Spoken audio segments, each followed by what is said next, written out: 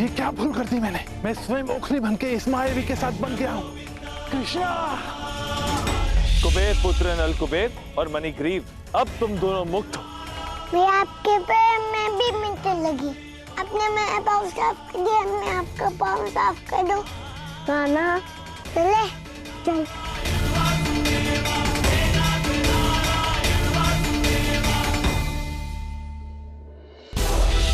इस एपिसोड में देखिए कैसे कान्हा करता है संकटासुर का उद्धार और अपनी पराजय से बौखलाया कंस कैसे करेगा अपने काल का विनाश। और अब आगे।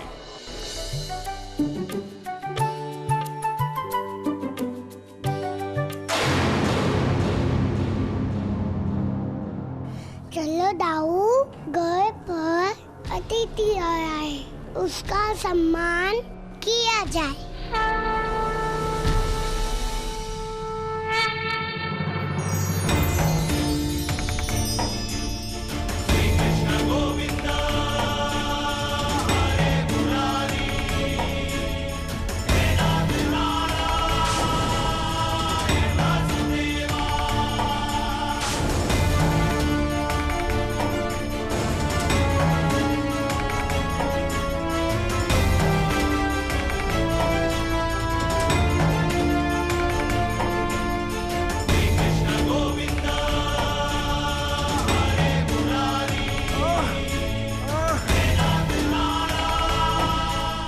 ये मैं कहाँ फंस गया?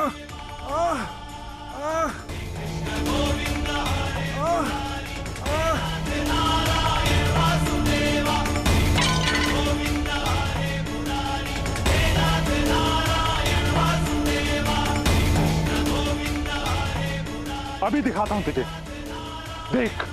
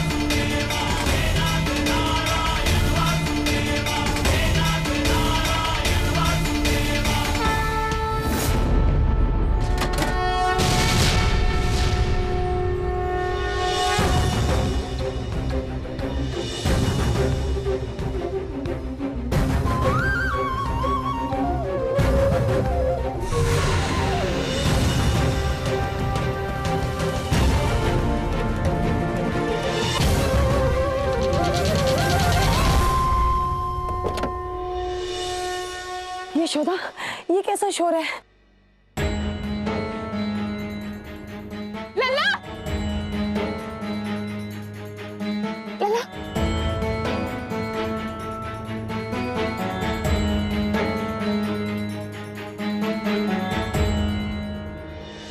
तो ठीक तो है ना मेरे लाल?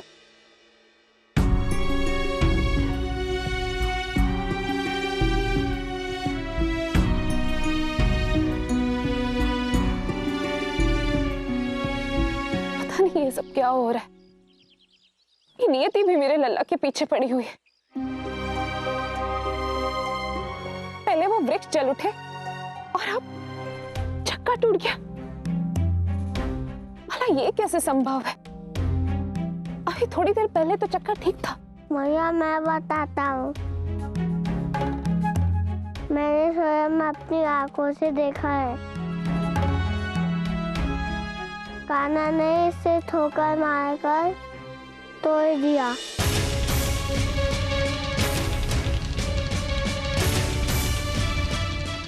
चुप कर चुगलखोर, तुझे लज्जा नहीं आती अपने छोटे से भाई पर दोष मढ़ते हुए? लल्ला तो अभी नन्हा सा है, वो कैसे इस बड़े चक्री को तोड़ सकता है? मैया, मैं सत्य बोल रहा हूँ। कान्हा ने अपने पाँव से इसे मारकर तोड़ दिया। मैं स्वयं खड़ा था यहाँ। बलराम अधिक बोलेगा तो तुझे भी इस चक्रे से बांध दूंगी, कपटी कहीं का।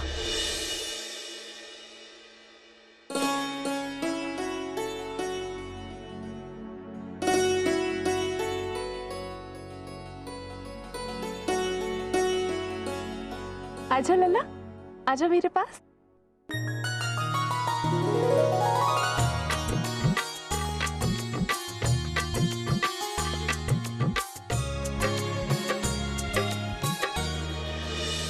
किस प्रकार हम अपने लल्ला को बचाएंगे? आए दिन कोई न कोई आक्रमण हमारे लल्ला पे होते रहता है। वो तो ईश्वर की कृपा है कि हमारे लल्ला का एक बाल भी बाका नहीं होता, वरना इतना अबोध सा बालक खुद को बचा भी नहीं सकता। मेरा मन तो बहुत घबरा रहा है, तनिक सी आहट भी होती है ना तो मुझे लल्ला की चिंता होने लगती है। आप मेरी बात सुन रहे हैं या नहीं? आप ही से बात कर रही हूं मैं। पता नहीं उन मायावी दानव को मेरे पुत्र से क्या बैर है, क्यों पीछे पड़े हैं मेरे पुत्र के? क्या मैया? मैं कहूँ नहीं लगती। चिंता मत करो, मुझे कुछ नहीं होगा। मैं मुझे इतना प्रेम करती है और ना मेरे को नहीं बिगाड़ सकते। यशोदा, कान्हा सत्य कह रहा है। हमारे कान्हा पर ईश्वर का आशीष है, तभी तो इतने भयानक राक्षस भी हमारे कान्हा का कुछ नहीं बिगाड़ पाए। यशोदा, मैं जानता हूं हमारे कान्हा को प्राणों का खतरा है, किंतु तुम देखना हमारे लल्ला को कुछ नहीं होगा, है ना कान्हा? आप पिता है ना, माता के मन की बात कैसे समझेंगे?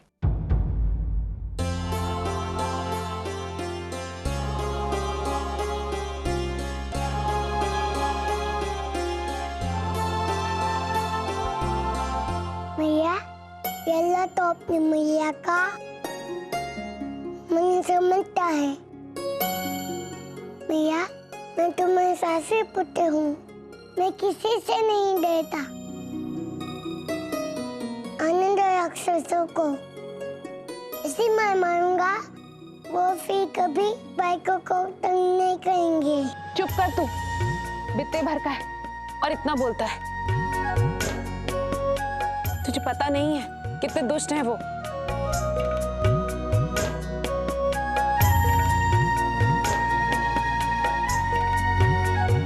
देखा है, इसे अनुमान भी नहीं है कि कितनी बड़ी विपदा टली है। अब इस भय का उपाय मुझे स्वयं ही ढूंढना होगा। उस दिन वसुधा मौसी भी कह रही थी कि हमें इस बाधा से मुक्ति के लिए ग्रह शांति अनुष्ठान और जप कराना चाहिए। मुझे भी लगता है कि हमारे कान्हा के ग्रह उसके प्रतिकूल है, इसलिए बार बार उस पर विपदा आ रही है। बस अब इसका एक ही समाधान है, हरि जप।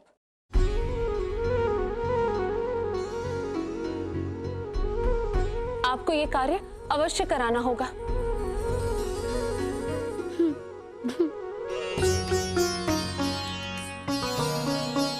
तो हंस क्या रहा है? मेरी हर बात का परिहास करता है तू। नहीं मैया, अब जब भी एक नाम रहते हैं तो मैं बहुत खुश होता हूँ। हाय हाय हाय हाय हाय हाय हाय हाय।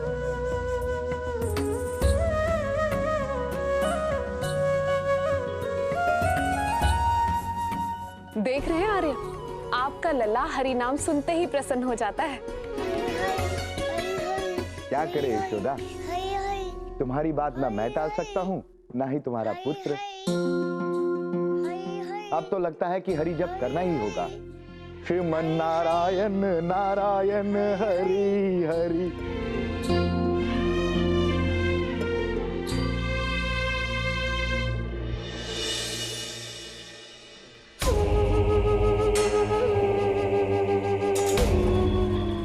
स्मरण आया।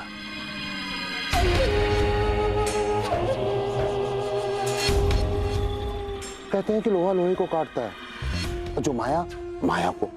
और तो देखो ना, मेरा जो काल है अभी तक जीवित है, कृष्णा। पता है,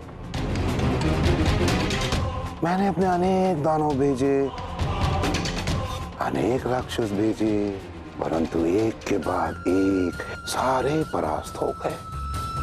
पता है क्यों? चलो ठीक है, मैं ही बता देता हूं क्यों।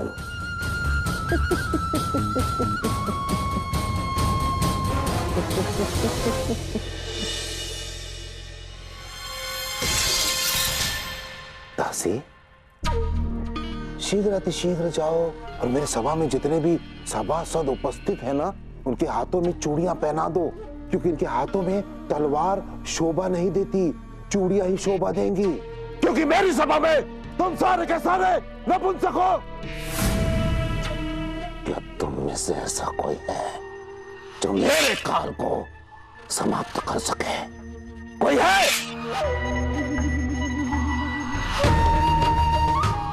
कोई? कृष्णा, कृष्णा, कृष्णा, कृष्णा, कृष्णा, कृष्णा, कृष्णा। तुम कुछ सुनाई दिया? हाँ?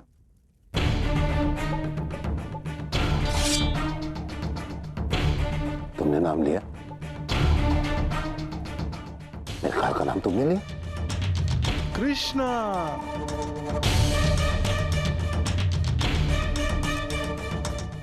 या तुमने? किसने नाम लिया मेरे काल का? कृष्णा!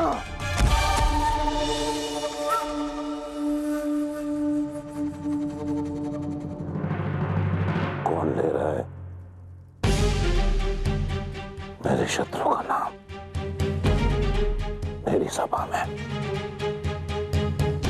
कौन ले रहा है? मैंने।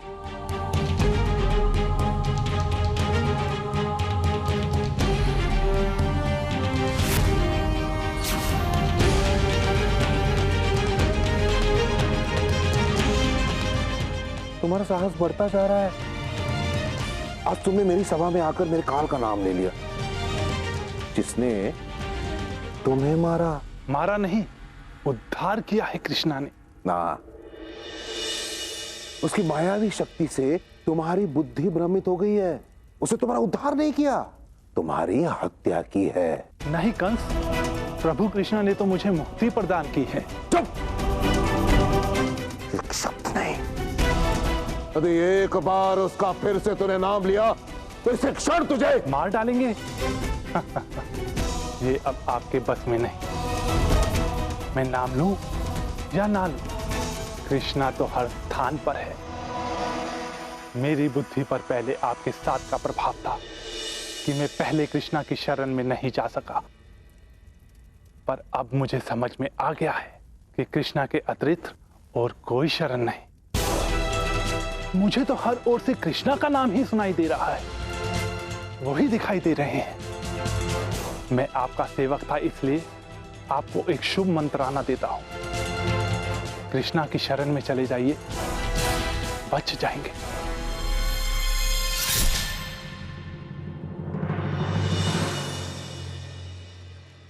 ये क्या प्रभु, संकटासुर को अपने मृत्यु का खेद नहीं था और वो तो आपके गुणगान में ही लीन है, वो भी कंस के समक्ष।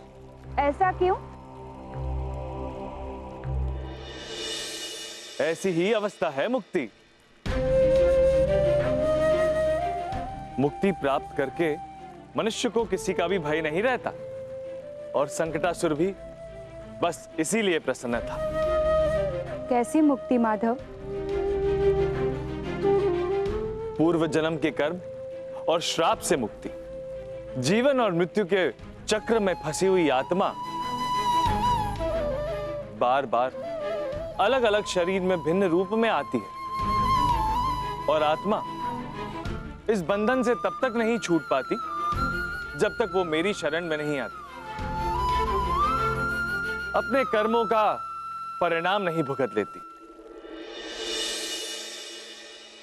और बस एक बार मुक्ति हो जाए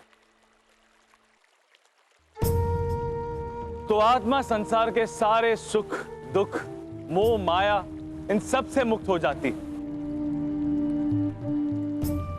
और संकटासुर इसी प्रकार से अपने सारे कर्मों से मुक्त हुआ।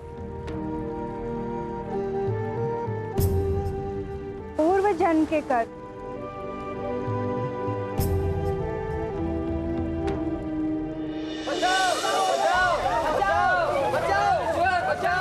हिरण्यकश्यप का पुत्र उत्कच अत्यंत उद्दंड था। उसे साधु संतों का ताप भंग करने में बड़ा आनंद प्राप्त होता था। अनेक सन्यासियों की तपस्या उसने भंग की और एक बार इसी मंशा से पुलोमाश ऋषि के आश्रम में पहुंचा। वहां अपने बल से आश्रम में विध्वंस मचाने लगा और वहां उपस्थित सभी आश्रमवासी उससे बहुत भयभीत हो गए।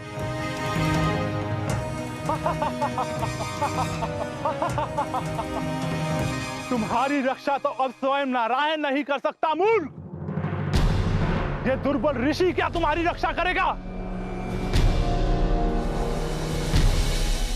रुक जा दुष्ट, अन्यथा मेरे कोप का भाजन बनेगा। तो तू है लोमाश ऋषि, तू समझता है कि मैं तेरे क्रोध से भयभीत हो जाऊंगा? तू मुझसे अपने आप को शक्तिशाली समझता है क्या? हाँ, रुक, मैं तुझे दिखाता हूं।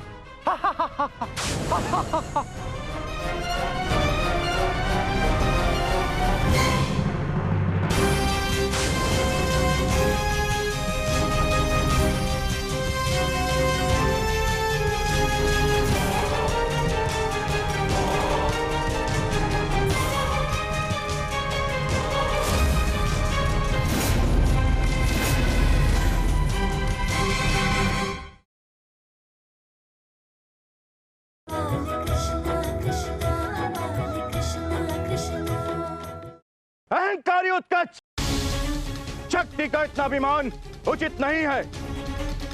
एक ऋषि के अपमान का दंड क्या हो सकता है? अनुमान नहीं है तुझे? यदि अपने प्राण प्रिय हैं तो तुरंत यहां से चला जा दुष्ट। तू मुझे चेतावनी दे रहा है? मुझे, उच्चक को?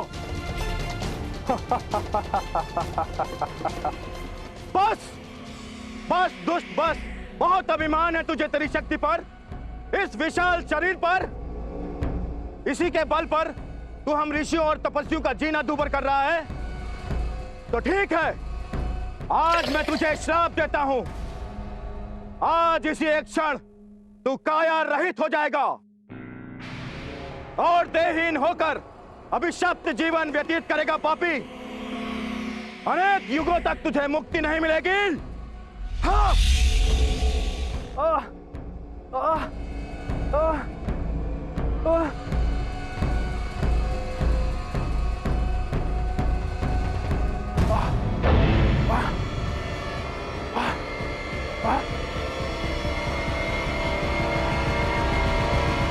माफ कर दीजिए ऋषिवर, माफ कर दीजिए, माफ कर दीजिए, बहुत बड़ी भूल हो गई मुझसे, माफ कर दीजिए ऋषिवर।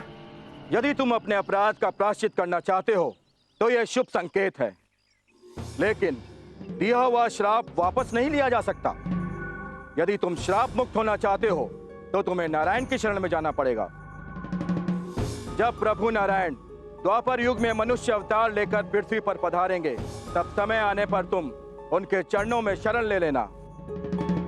अब नारायण के चरणों में ही तुम्हारा उद्धार संभव है उत्कच।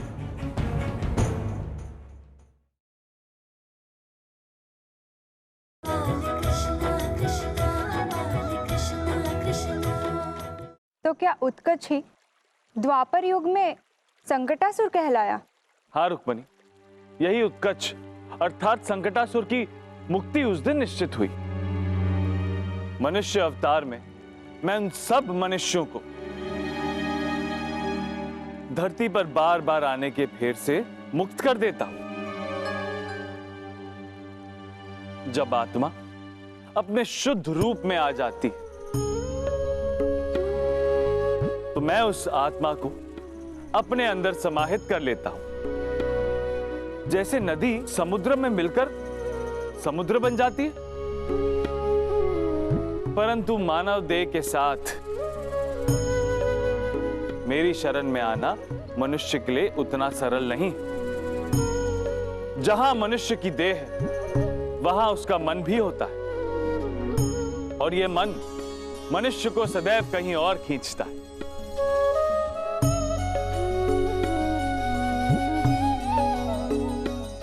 यदि मन दोषी है तो आप ब्रिजवासियों के मन में क्यों बसे हैं प्रभु? इनका मन सभी मनुष्य से भिन्न है। नहीं रुक्मणी, ब्रिज को साधारण मत समझो। वहां के हर स्त्री, पुरुष, वृक्ष, यहां तक के पत्थरों ने भी मेरी तपस्या की, और इसीलिए वो आज भी मेरी लीला के भागीदार बने। ये इनके पूर्व जन्मों के तपस्या का ही फल है कि मैं इनके साथ खेलता हूं, इनका माखन खाता और इनके साथ अपनी छोटी छोटी नटखट लीलाएं करता। हाँ, ये तो है प्रभु। इन ब्रिजवासियों ने कठोर तपस्या की होगी, तभी तो सृष्टि के संचालक इनके छोटे से लल्ला बन गए। तभी तो आपको पाकर वो कितने धन्य हुए थे।